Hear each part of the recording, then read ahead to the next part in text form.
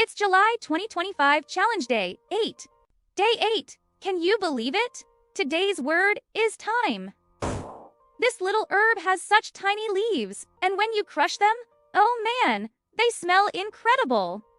It's like a mix of minty and herbal goodness, so you've just got to try it yourself.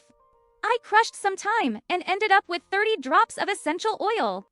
Just a heads up, this stuff is super concentrated, so use it sparingly.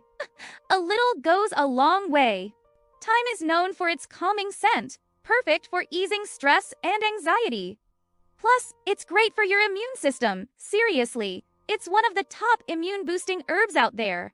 I love using thyme in my diffuser to unwind after a long day. It's also a fantastic natural disinfectant, so I toss it into my cleaning products too. How about you? How do you like to use thyme? I'd love to hear your ideas in the comments below.